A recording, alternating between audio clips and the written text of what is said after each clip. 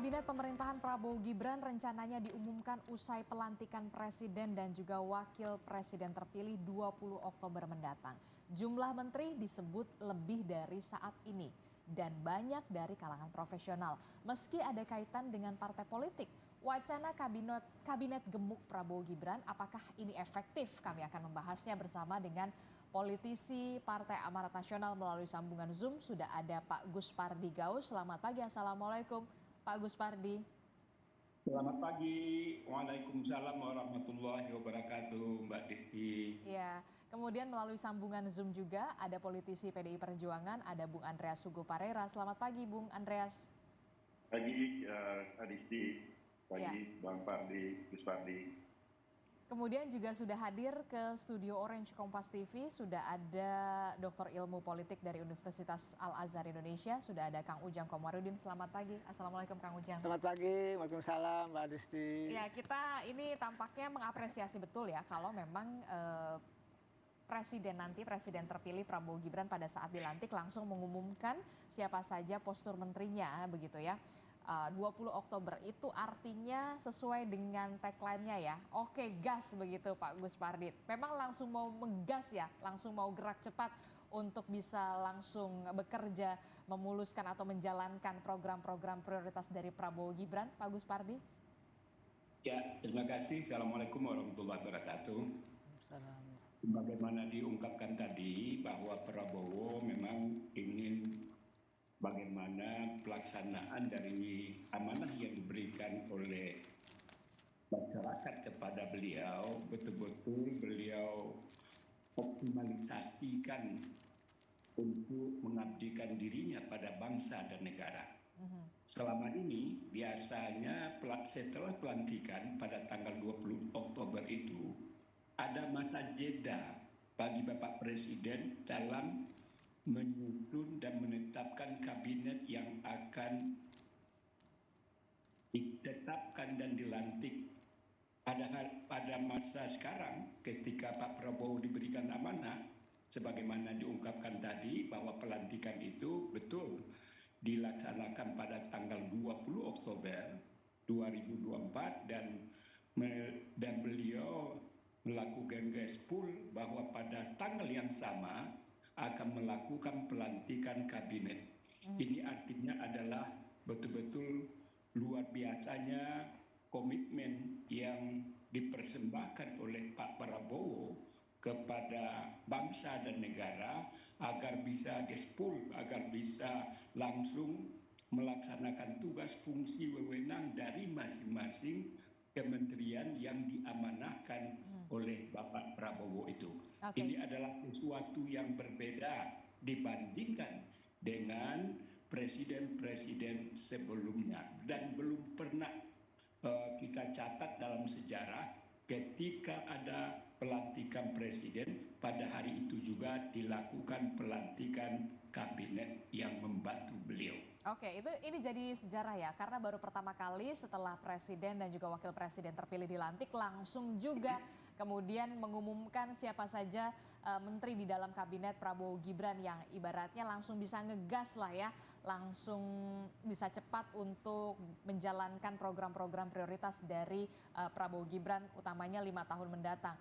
Nah, Kak, yang juga menjadi sorotan adalah begini Pak Gus Pardi, dari 34 kementerian informasinya nih kalau Pak Dasko mengatakan ada penambahan postur kementerian dari 34 bisa menjadi 44 bahkan 45. Karena apa? Hari ini juga rapat paripurna ini akan mengesahkan revisi undang-undang soal kementerian.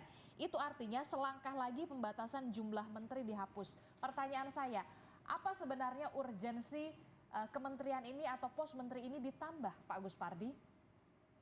Ya, memang berdasarkan revisi undang-undang yang kebetulan saya adalah juga anggota balik dan juga anggota panja daripada revisi tentang undang-undang kementerian dan lembaga ini, bahwa pada undang-undang yang lama itu memang dibatasi jumlahnya adalah 34 kementerian.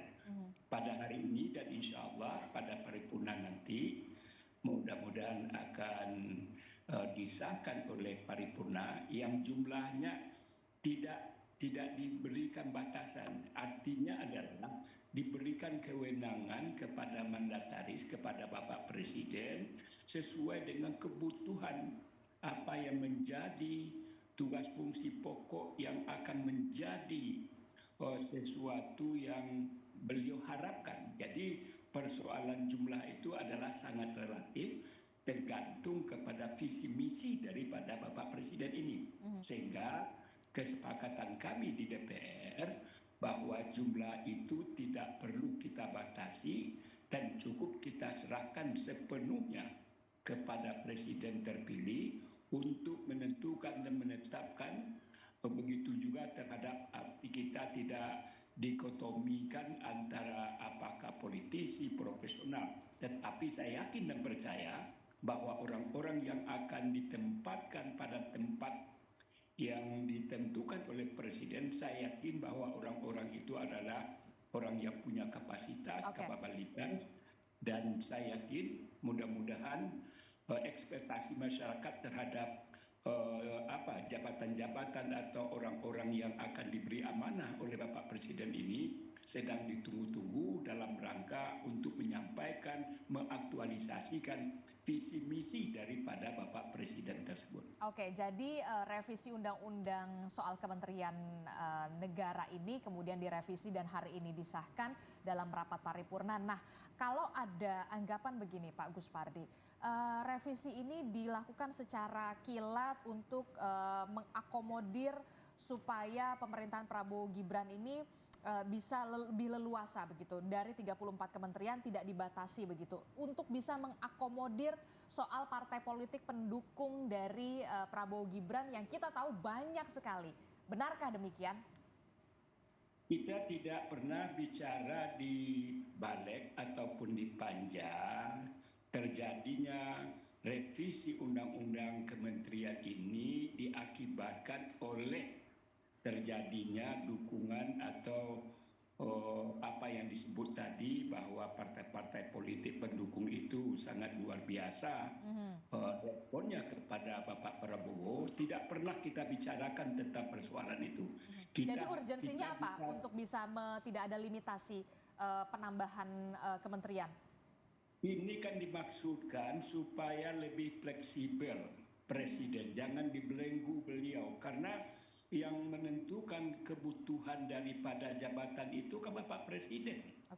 Kita hanya mengatur. Oleh karena itu perlu saya tegaskan bahwa ketika kita melakukan pembahasan di balik, catatan-catatan penting yang disampaikan tadi bahwa karena gemuknya, karena diperlukannya akomodasi terhadap partai-partai politik pendukung, lalu kita perlu melakukan penambahan atau tanpa dibatasi. Tidak pernah satu kalimat pun yang disampaikan oleh fraksi-fraksi yang ada di balik itu. Tetapi sepenuhnya adalah hanya berdasarkan kebutuhan, apalagi dengan perkembangan teknologi dan dunia kekinian, tuntutan-tuntutan terhadap apa yang diperlukan untuk membuat kelembagaan dan kementerian itu tentu kita serahkan sepenuhnya kepada Bapak Presiden terpilih. Oke, jadi memang tidak ada pembahasan soal untuk mengakomodir partai politik pendukung Prabowo Gibran soal penghapusan limitasi dari 34 kementerian menjadi hak prerogatif Presiden terpilih nantinya Prabowo Gibran akan mau ada berapa kementerian di kabinet Prabowo Gibran selanjutnya. Ini murni karena benar-benar ada kebutuhan dan juga untuk mengakomodir program prioritas ya pastinya ya Pak Gus Pardi. Anda sepakat